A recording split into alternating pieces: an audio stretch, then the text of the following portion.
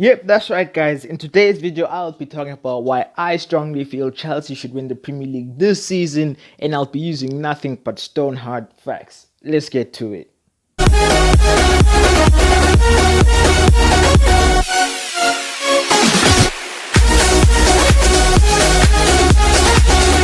Okay, so last season, Chelsea had managed to finish fourth thanks to the game that they won, their final game last season that they won against Wolves. And if my memory serves me correct, I think Mason Mount scored a fantastic free kick, and Olivier Giroud's goal was one of aggression and shows why he is one of the best strikers in the world. So, and also, guys, when you look at the transfers that Chelsea have made, the players that they bought, it was either they were the best player in their squad or at least one of the best players in their squad. So what does that tell you? That tells you that the Chelsea board is aiming for a Premier League title this season, or at least a second place finish, guys. I think we have to be honest with each other.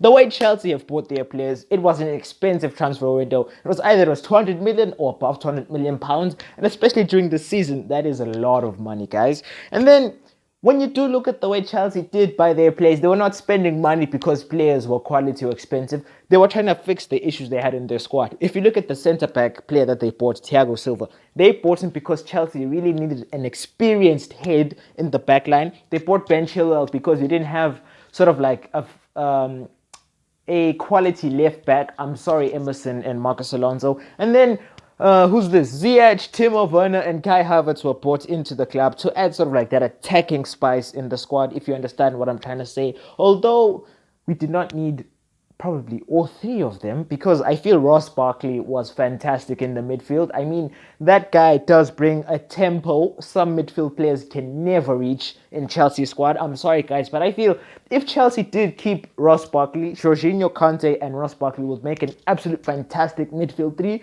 Why Frank Lampard hasn't seen that, I don't even know myself, because, guys, Ross Barkley is an aggressive midfielder, and I think we all know that.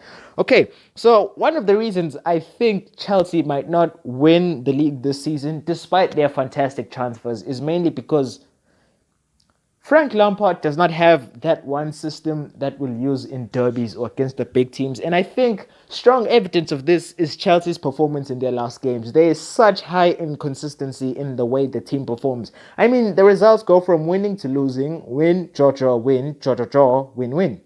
Why there's inconsistency within the way Chelsea perform, I'm not sure. But I think when the players know you don't have the A team, I don't think the mentality they'll have is that I have to perform because I am chosen to be in this guy's best 11. I think that could be an issue within Chelsea because we have the quality to win the Premier League this season and next season. I know people might disagree with me with this, but then when you look at other teams like Liverpool, their best players were all on the pitch. Now Chelsea have got quality players on the pitch and on the bench as well. And I mean, I don't understand where exactly things are going wrong, but I think it had to do with the sacking of Antonio Conte, guys. I think that's where Chelsea's problems all began. The reason I say this is because for me, Antonio Conte was Chelsea's best coach I've ever seen. I know you guys are going to talk about Jose Mourinho helping Chelsea to evolve, but despite that, guys, this man's win rate at